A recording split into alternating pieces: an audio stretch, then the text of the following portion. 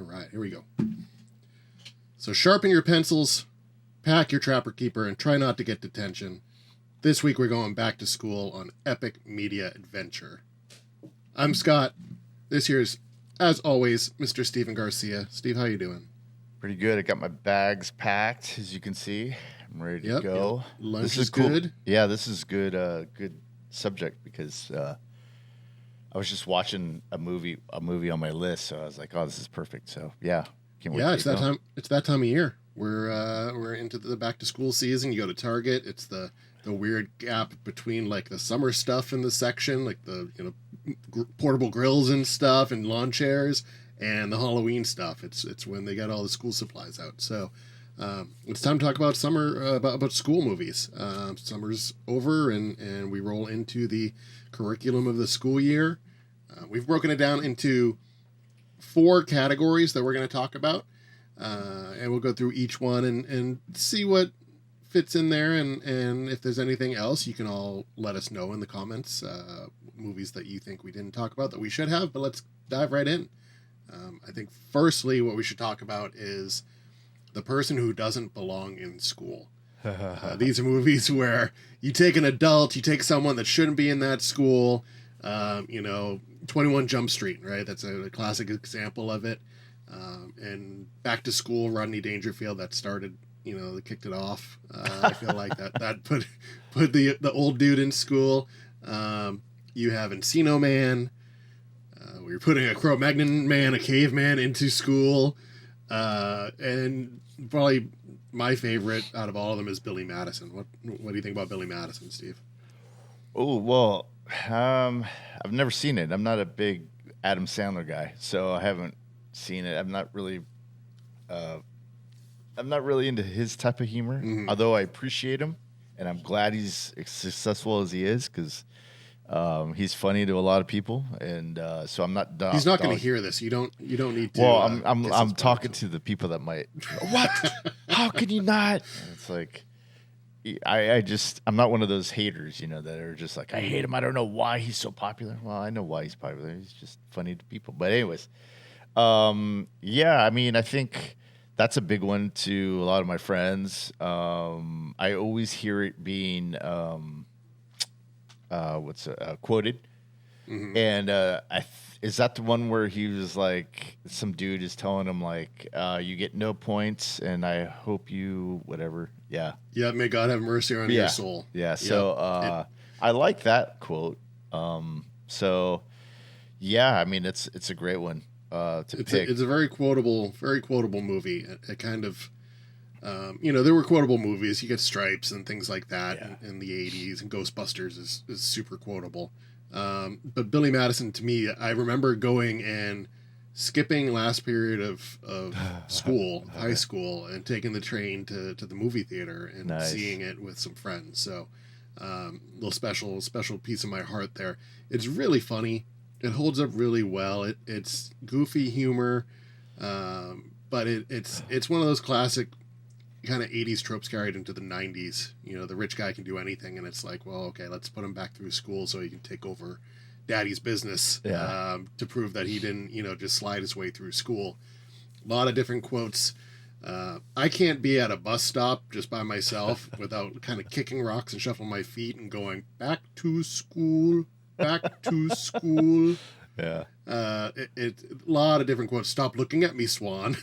There's one, he's in the bath just being shampoo and conditioner. He's like, shampoo is better in the Adam Sandler voice, right? Yeah. I think this is peak Adam Sandler voice movie. Is he still with SNL at this point? Man, that's a good question. Yeah. If only there was a device I could look it up. I don't know. When was Adam Sandler on I don't even SNL? know when that movie came out. I think it was 96. He was on SNL 90 to 95. Oh, okay. And Billy Madison was right after that, 1995. So it was right at the tail end of that. And it kind of just started, everything for him. I think Airheads, right? Yeah. Airheads movie was 1994. That was while he was on SNL. Yeah. He reminds me of, I think we might have talked about this before, but he reminds me of Pete Davidson in that way. Mm-hmm. I look at Pete Davidson and I'm like, yeah, okay, cool. Um, but yeah, again, I totally support their success, man. They've worked hard, so yeah.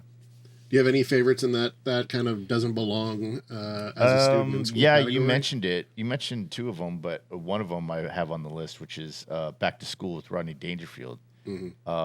I didn't see that in the theaters. I saw that on video and had no idea. It was one of those ones that came out of nowhere for me. Hmm. It came out of nowhere, and I think in the late '80s, just watched that constantly because it's such an easy movie, Hmm. and it's just Rodney Dangerfield movie, so it's just jokes and bits and all this setup, and then there's a little story around it, which I kind of like the story around it too. It's just him trying to Hmm. win his son's affection, trying to win his son's respect.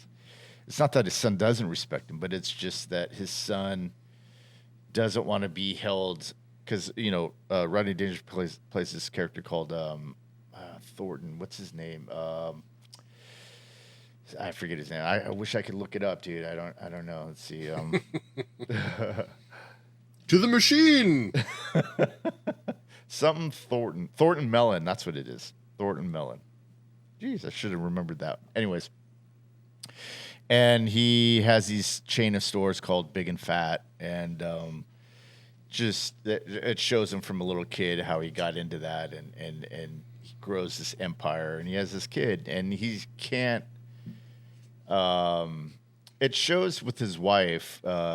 It shows that he's not very attentive, or maybe that he's doesn't pick the right wives to kind of or women to marry. And so he realizes that he has a son. Let's go visit my son. And then his son is supposed to be this big great diver, which what Thornton Mellon was a great diver. And he expected his son to be follow his footsteps, and then he gets to the school and finds out his son is the towel boy on the swim team or on the diving team, and just he realizes, well, I'll go back to school with you and show you how it's done and how I can do it. But he does it with like he does everything else, and he just kind of buys his way through everything. So he needs a dorm room. We'll put three of them together and make one big dorm room with all the amenities. Homework, I'll outsource that, to these people over here. Even Kurt Vonnegut, I'll outsource my paper on Kurt Vonnegut and have Kurt Vonnegut write it, And that was a cool cameo in this. But yeah, it's a little, the story's a little heartwarming. It's a little tropey, but 80s, and if you're just having a comedy with bits in it, it's cool to have a little story. And there's we have another category coming up, which I won't mention, but what is his name? Gosh, old man brain hits early in the morning, man, when you don't have any food in you. But there's a teacher that he goes head to head with, or a couple teachers. And it's just a fun movie. It's just easy to watch. It's one of those now where I could just put it on in the background, and I know exactly where, by just a line, I know exactly where in the movie they are. I know, and it's one of those remote droppers, so I'll just drop the remote, watch it. I don't care where it's at. So, yeah, it's a fun movie. What's your experience with that? Have you ever seen that movie? I haven't seen it in a very long time. I Yeah. can remember seeing it, in the 80s, but I don't think I've seen it since then. Yeah. YouTube sometimes has it for free on their free movie thing. And when it is, I just put it on my playlist and watch it. It's just a funny. I think it's for me, it's peak Dangerfield in terms of movies. I know Caddyshack, he was really funny in that. And that was his first movie. Mm. But I think this movie really this was his peak. This was his, it was the top of the mountain for him, because I think after this he did Ladybugs, which was okay. I think I never seen it, but I think it was, like one of his funnier movies, I guess. I don't Mm-hmm. know.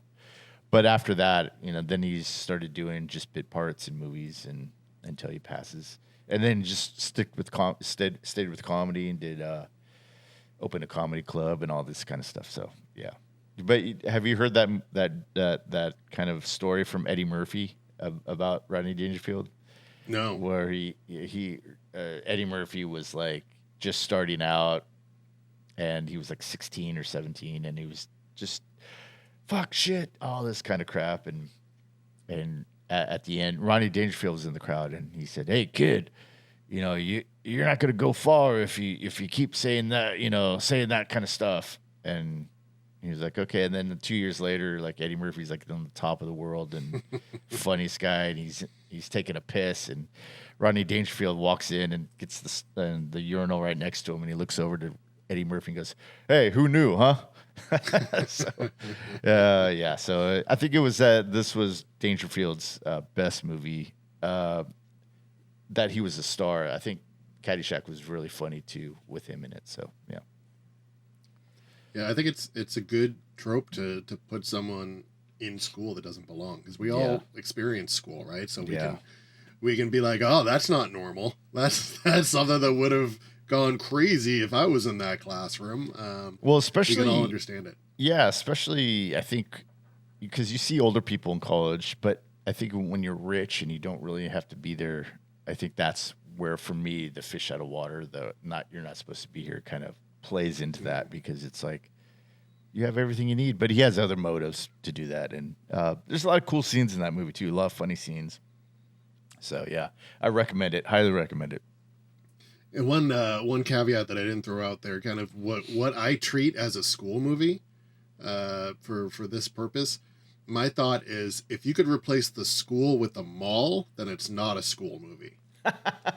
If you can just take them in that scenario, because a mall is a gathering of people too, right? So if you can just take them and put them into a food court at a mall, then it's not the same thing. The school has to be a pivotal piece of the story. It doesn't have to be the center of it, but it has to be a big pivotal piece of it. And I think when you throw someone into a school that shouldn't be there, that definitely lines up. The other ones that I thought about for that category, I've talked to you about this, and I'm like, do you remember this? And I don't think you had ever seen it. But it was the one with it was called Big Man on Campus, where there's like a hunchback living in the bell tower, who they end up. He calls him Bob Maluga Luga, and they end up testing him, and he ends up being in the school and stuff, and everyone loves him. That's that.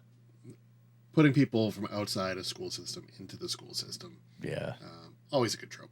And you mentioned another one on my list that I have a couple that were kind of honorable mentions, but yeah, Encino Man, I just saw that movie. That's usually sometimes that's free on YouTube as well. And so, but I bought it. I own that movie. So that was one of the first movies I saw of Pauly Shore. And I remember, look, the reason why I do all these podcasts about these movies is because a lot of times it's not just watching the movie, it's that experience or where you were. And we've talked about this, is that where you were in your life at that time. And when you watch the movie, it kind of takes you back to that, where you were at that time, and how, watching it now is like Encino Man is like, it's silly, but there's this nostalgic kind of tie to it that makes it like, oh, I love this movie when it came out, and I don't know, it just takes me back. So that's I love that feeling. So yeah, that's why we go on this epic media adventure. Exactly, we love the nostalgia of it. So the second category we have here, leading into it, it's similar but different. This is people who have no business teaching. So before we're putting someone, an odd character into a school system, well, now we're taking that odd character and making them a teacher. Many different movies in this category. The top one for me, and I haven't seen in a long time, but I remember it pretty vividly, is The Substitute. Tom Berenger. Oh, I haven't seen that since it came out, man. And I love that movie. I thought it was so, like, it was one of those, like, I felt like it was one of those Grindhouse type of movies. Go ahead. Sorry, didn't mean to cut you. No, it's very much a Grindhouse type movie. You get, Tom Berenger is like a army vet who comes back home, sees his girlfriend, I think it is, and she's a teacher, and she ends up getting killed and he thinks it was the like lead gang member at the school, and so he ends up going in as a substitute to infiltrate the gang. It's got Ernie Hudson as the principal, right? You got Mark Anthony in there, and you got Luis Guzman in there, and you just it's just chaos unfolds. It's he's starting to use his self-defense moves on the kids as they try to like assault him, and Ernie Hudson's the principal saying, "You can't do that." He's like, "It's self-defense." But then it turns out that, Ernie Hudson was involved, and the school was like a centralized distribution point for drugs in the community, and Ernie Hudson was involved with it. And they end up just coming back with his, ragtag group of people to just take over the gangs and take back the school. Yeah, there's this scene I remember. I think it's in the library. Is that what it is? And he's like, there's like 3 of them, and he disarms all of them, and yeah, that's the scene I remember. Grindhouse is the best way to describe it. Yeah, yeah, it's just action there just to have action. But so that's a teacher in there. Another one that classic, School of Rock with Jack. that was the one I was gonna say. Yeah, exactly. Yeah, you gotta love that. I mean, Dewey Finn. That movie has so much heart in it. It's hard to rank another movie up there with that much heart. It's just, people love that movie. Yeah, man. I mean, is it Mike White? Did Mike White write it? Yeah. Or he's in it, I think. Did he write? Yeah, I think he did write it. Yeah. Yeah, it's acted so well. The kids are all great in it. The premise is great. You got Jack Black not just being slapstick comedy in it, but very earnest. Yeah, and that's what sells it for me, is that it could easily just get into the silly realm of like pratfalls and physical comedy, which has very little of, but it has that earnest feeling to it, and his performance is really, it's not condescending, although maybe it can kind of come off sometimes, but that's kind of the joke. In those instances, he gets called out on it, So I think, you hit it nail on the head. Is that it has a lot of heart, and that's what really sells the performance for me. Anyways, yeah. It's such a great movie, and I think people just love it. They see it as in their childhood at this point, and they're like, that was the right spot for there. Where it's like, that'd be cool to have a teacher come in and be like that. Yeah. Well, I kind of find it that it's parallel to another movie that I have on there. And then when we get to that movie, I'll tell you the parallels to it, which I think is, it's kind of maybe not a hot take, but it's just something to think about. Mm-hmm. And the other one in that category that I have is the classic Kindergarten Cop. Yeah, that was the other one. Yeah, I had that too. Yeah. You take Arnold Schwarzenegger, try to mash a big action movie into a comedy, and it's just he's again, he's trying to check on one of the kids' parents. Is that what it is? It's yeah, I think that's what it is. I haven't seen it in a long time, but I think that's what it is. Yeah, and so he goes in there, and you got the classic line from Miko Hughes: "Boys have a penis, girls have a vagina." Did you meet him? Or I did. I met Miko Hughes, and I got him he wrote that on the VHS that I had him sign. It's such a fun movie. A lot of the kid stuff was just improv. It's like, what does your daddy do? And it's them all just describing what their dads do. Yeah, it was just all like kid improv, which is amazing. Oh, it's a tough cop. He has to pose as a kindergarten teacher in order to locate a dangerous criminal's ex-wife, who may hold the key to putting him behind bars. So yeah, you got the classic line: "You hit the kid, I hit you." He sees he gets the kid, the parent in the car. It's just, there's a lot of great scenes, and a lot of great art. Yeah, and it's got a great cast too. It's got Penelope Ann Miller, Pamela Reed, Linda Hunt, Richard Tyson, who was one of those guys that never got as big as I thought he should have. Probably because he was maybe hard to work with, maybe. But Yeah, I mean, it had really Kathy Moriarty. Um, yeah, dude, a lot of good people in this. Mhm. So, And it was filmed in Astoria, where Goonies was filmed in Short oh Circuit. wow, okay, I didn't know that. Yeah. That's interesting. Yeah. Yeah, if you make a road trip up the coast and hit Astoria, you can see 3 different things. You can Have see you the house have you from been Short there Circuit. to Astoria? No, Oh. it's on our list. That Astoria is the place where if we won $40 million, we had to disappear for like 6 months. Yeah. And all of you listeners will now be able to find me.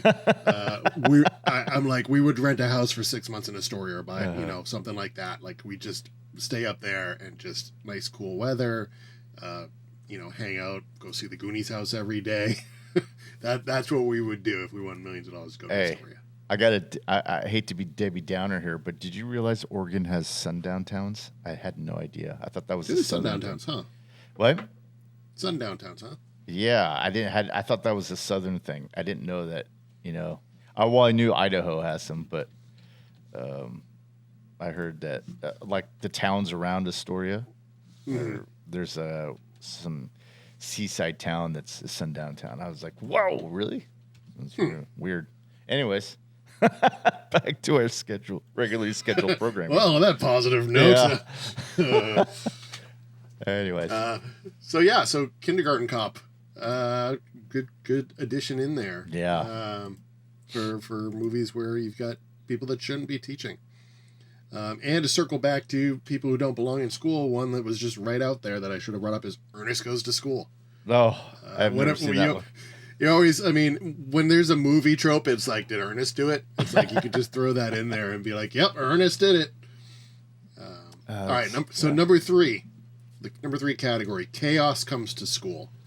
So it's a normal school, and all of a sudden, something happens at the school that just makes it chaotic. Do you have any that jump out in that category? I haven't seen this I probably haven't seen this since it came out. But Toy Soldiers with The Hobbit, Samwise Gamgee, and Will Wheaton, Keith Coogan. It's just that one was the one that kind of jumped out at me, and I didn't write it down in my notes. But I that's one of my favorites. Yeah. Toy Soldiers is one of my classic childhood movies that I remember whenever it was on, just watching it. Well, I all I remember from it is Will Wheaton having a horrible accent in it, and Samwise Gamgee, what's his name? Sean Astin. Yeah. He goes to meet, he goes through the tunnels and stuff to meet the FBI guys or whatever, and then falls in the water. And at that same time, they get called down for like roll or something to make sure everybody's there. And he's late, but he covers up really well. He's in the shower, didn't hear, and that was. But yeah, that was one that I remember seeing when it came out. That was probably the last time I saw it, but it's always in my mind. 91, yeah, that's when it came out. 91, yeah.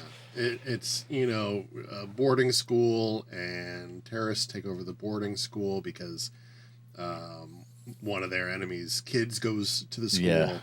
And then so the kids are just trapped there, and they have to try to find the way out, fight their way back out of the school, and it's a lot of fun. When I met Keith Coogan at a convention, and when I had him sign Toy Soldiers, he told me his whole pitch for Toy Soldiers 2. And it was like a 5-minute pitch. Nice. What was it? And he was like, basically the story was that they all have daughters, and all of their daughters are now at a boarding school. Oh. And something similar happens at that point. And so they're trying to get into their daughters, and their daughters are trying to kind of get out. That is. I'm like, I'd watch it. I forget what he said. He's like, I just need like $50,000 and I can make this movie. I got everybody in. Sean said he's in. Will said he's in. Like, didn't Will die? In the first one? Yeah, I think he died. Doesn't he? Yeah, but who knows? Maybe he froze his sperm. Who knows? What was going on in 1991? He could be like an uncle. They found some socks under his bed, and he has a child now. I think Lou Gossett Jr. was in it, so he's passed Yeah. now, so you can't have him in Yeah. it. But the other one that I have for that category is The Faculty. Yeah. You seen The Faculty? Yeah, I haven't seen it. Well, oosh. We played it. We went to a friend's house to watch it and ended up taking some illegal substances, and so didn't end up seeing the whole thing. But There's an asterisk next Yeah. to your letterboxed. so I don't really remember the premise. I just remember, I remember a gymnasium. That's all I remember from it. Yeah, And, it's a high school, and it's a horror But movie it's- where it's like slugs Yeah. taking over brains and stuff like that. But it's Robert Rodriguez, right? Isn't that who directed it? What's it called? The Faculty. The Faculty. Yeah, you got a lot of people that were just kind of hitting at that point. Yeah. You got Clea Duvall, Jordana Brewster, Josh Hartnett, Sean Hattasey, who's awesome in everything he does. Famke Janssen's in it. Salma Hayek. Yeah, dude. I mean, you got Robert Patrick is in it. Christopher and then McDonald. Yeah. Elijah Wood. You got Jon Stewart was in it, which is what I remember of. The Yeah, that's Faculty, what I is that he was remember the from teacher. it. Yeah. Usher was in it. Usher. Yeah, Robert Rodriguez was director of it, and Kevin Williamson was one of the writers. Yeah. And John Abrams, who was in Meet the Parents, and he was in another movie, and he was just so hot at this time, like in terms of career-wise. I don't know what happened to that dude. Maybe I could just click on his picture and it'll tell me, but I'll tell you where he went. yeah, it was Scary Movie, Meet the Parents, House of Wax, and then he just kind of fell off. These guys that just kind of get course corrected by somebody else, and it's like, this guy's going to be big, and then someone else kind of swoops in and then takes that mantle of the kind of jock. You can play jock, or you can play nerd, or you can play whatever. Mm-hmm. And he gets course corrected by another actor, and then so that's probably what happened to him. Yep. So the fourth category we have, which is probably the largest one, I would think, and the most kind of heartfelt in many instances, is where school is its own little world. Yeah. We all remember that. Like, everything happened with school, and it was your own little universe during that time in your life. And there's so many movies out there where the real focus is on your life at that school. Yeah. What do you? I mean, the classic. We have to go Breakfast Club, right? Yeah, that's. I had that. Let's see. Wait, hold on. Yeah, I had Breakfast Club in there. Let's see. Yeah, that's what I have. School, it's its own life. I have Breakfast Club. I also have Clueless in there too. Mm-hmm. It seems like, yeah, there's some stuff that happens outside, but all the stuff that happens outside are from the people from school. So it's not like it's its own little thing outside of school. So yeah, I put Clueless in there. Breakfast Club I have on there. These are just stories that, oh man, like I remember my freshman year of high school, like I just wanted to be at school. I didn't want to actually go to class. I just wanted to be at school and hang out with all my friends. And I think Clueless and Breakfast Club is a little cliquey, about the certain groups and social groups in school, and how you can kind of infiltrate each one. And this one, each character kind of represents a class or a group in school.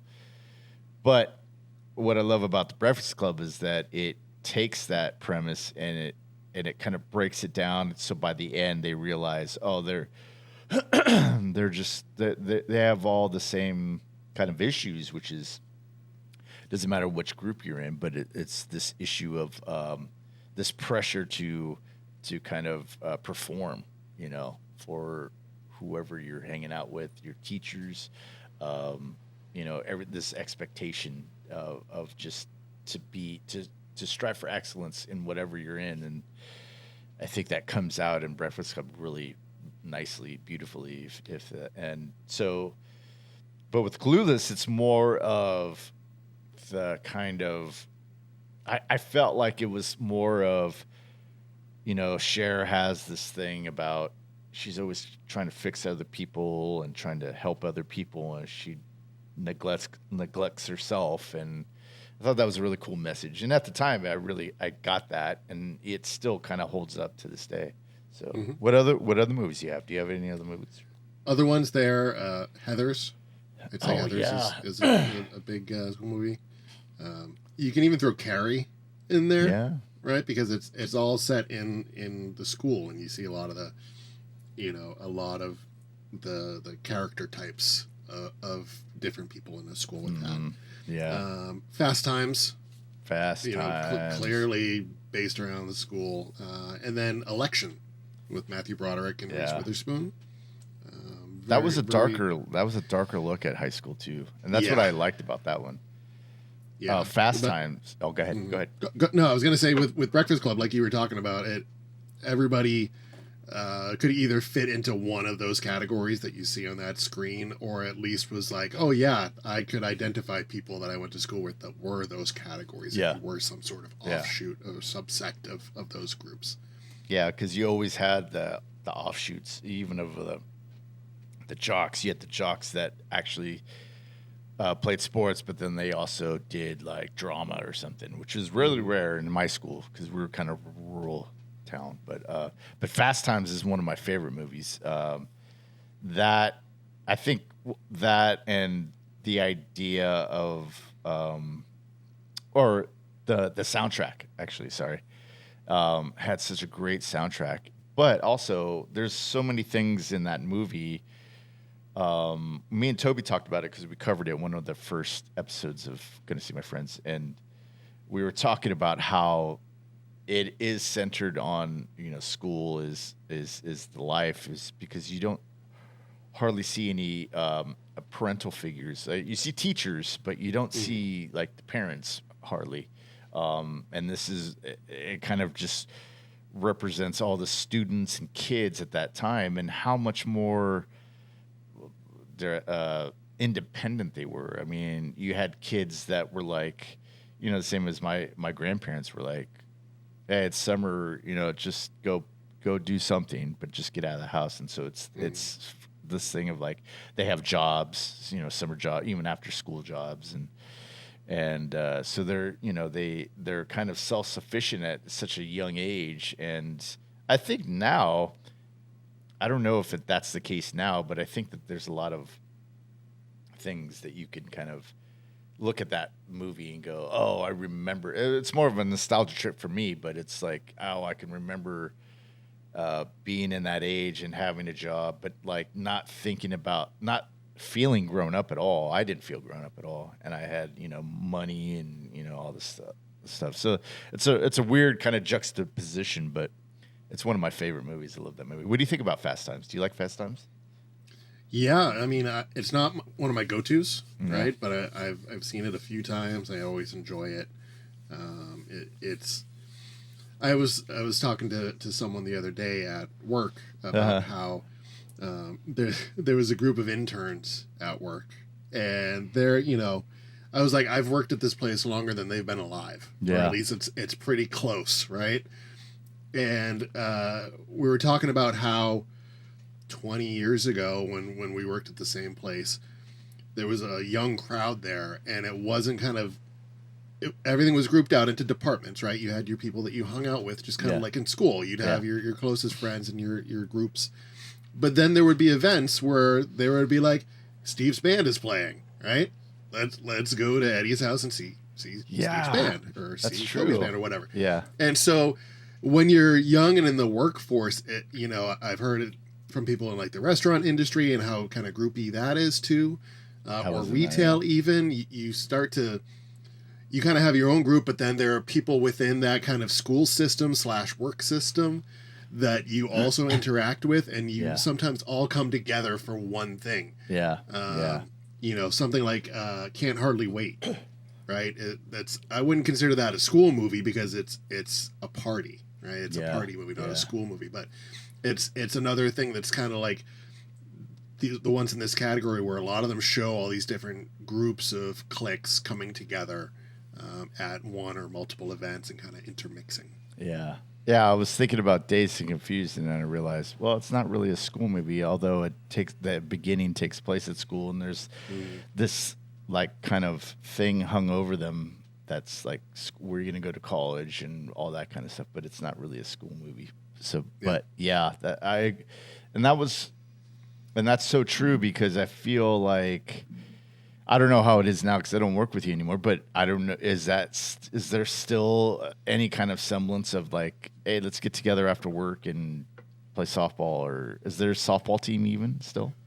I don't think so. I mean, COVID changed a whole bunch of things Yeah. in the world and the workplace, and so when everyone's remote, it's very difficult to have that. But even before that point, maybe I was just aging out of it. Right? Maybe it's just that early 20s kind of thing where it's like, yeah, I got no real responsibilities after work. Let's all go get a drink. Let's all, pretty fluid after hours type of life. But it's very similar to school. It's very similar to school. Yeah, I would say it was because the people that went to school together, like worked there, some of them. And then there was people that just had your same interests and stuff. And yeah. So do you have any other movies that either fit into these or didn't fit into these? Like Teen Wolf, right? Yeah. Do you think Teen Wolf is a school movie? Not really. It was like 50-50, I was gonna say Encino Man. You brought that up. That was one I just watched recently. And what about the original Buffy the Vampire Slayer movie? I saw that. I don't really remember much from it, although I remember liking it. I think you get the school there, right? Like, yeah. But I feel like the premise itself is not. It's not a school movie. Just like Teen Wolf, like it's like he could have been going to a summer camp, right? A basketball summer camp or something like that. It was more the act of the wolf part. Yeah, and that was you fell asleep through that movie, which I was really disappointed in you, Scott. I did fall asleep during Teen Wolf. I'm an old man. I can't make it through the second. Actually, this most recent time I went to the double feature, I stayed awake for both movies. I'm offended. I know. This time it was Night of the Creeps and Chopping Mall. So apparently Chopping Mall is more entertaining to me than Teen Wolf. Kind of. It's kind of a day off from school, but Ferris Bueller's Day Off. I was kind of, it's not really a school movie. What else? I'm looking at Summer School, which we just did on the my other podcast, which is Gonna See My Friends. We did Summer School, and that was one that it's not really that well known. Surprisingly, it's kind of an underrated gem. But have you ever seen that movie with Mark Harmon, Kirstie Alley? Super funny. Yeah. And then 16 Candles I had on my list. And then there's some that I haven't seen that I put on. Just maybe you've seen them, which is Rushmore. Yeah. You said Election. I have that on there. 10 Things I Hate About You. 10 Things I Hate About You. I feel like that's a fair school category 4 movie. Yeah. That's about it. Super Bad. I didn't know about that. I've seen that once. I can't remember too much about it. Not my cup of tea, but yeah, those are the ones I had on my list. There's some other ones that are kind of on the fringe, like Lucas, right? Yeah. I mean, it has to deal with the sports team in school and dynamics in school. And you also have, I was thinking about The Craft, 1996. Oh, yeah. But again, the story there, yes, it's Catholic school and that's, a setting of it, but I feel like it's not the major Mean piece Girls? of it. Yeah. Mean Girls. Yeah. Mean Girls. I'd say Mean Girls would fit into category 4. For sure. There's other ones like High School High, John Lovitz. Yeah. There's stuff like or that. Cutting Class, early Brad Pitt movie, horror movie. Have you ever heard about that one? No, never heard about that one. Yeah. And then there's ones that like have the pressure of school throughout the movie that has nothing to do with school or no school scenes in it, which is like Risky Business. Because that was the first thing that came to mind, and then I was like, well, there's no school in it, so I can't really put that in there. But the pressures of it are, and I think that's another category maybe we could do for the next time. Is like maybe it's not a school movie per se, but the pressure of school is like over it the whole movie. So, yeah. Anyways, The one that I thought about initially was Battle Royale. Have you seen Battle Royale? No, I haven't seen that one. But it doesn't take place. It takes place with a class of kids, but it doesn't take place like in a school. These kids get taken to an island. Like they get like drugged and taken to an island, and they're each given like a weapon, like a random weapon, and they have like 3 days. To thin each other out. It was in 2000. It's 42 ninth graders are sent to a deserted island. They each have a various weapon and an explosive device around their neck, and they have to kill each other until there's just one standing. So it's kind of Hunger Games, earlier Hunger Games. But it's a solid movie, but it's not a school movie. Yeah. Well, that I think we talked about this one time, which is I wouldn't last very long in a survival situation like that. I would just be like, okay, I guess I'm dying. Just make it quick, please. Whatever you're doing, just make it quick. Yeah, just eat all the yummy food that's around you, and then just walk outside with like, just take me, just please make it quick. That's all I ask. Just please don't do anything with my butt. Just please. That's I would not last long either, especially in ninth grade. I don't think I would have lasted very long either. No, I have no survival skills or survival like that's not an instinct I have. Mm-hmm. But you do have an instinct for talking about movies on podcast and nostalgia and television, which is what we do here as often as we can here on Epic Media Adventure. So let us know what you think is the best school movie out there. Did we miss something? Was one of the ones we talked about the cream of the crop? Let us know. We're on Instagram, we're on YouTube, we're all over the place. Chat us up. We'd love to hear your options and opinions on school movies. It's that time of year, so whether you're going back to school or your kids that are going to school or you went to school one day, thanks for stopping by and spending some time with us here at Epic Media Adventures. For Steve, I'm Scott. This Epic Media Adventure is over.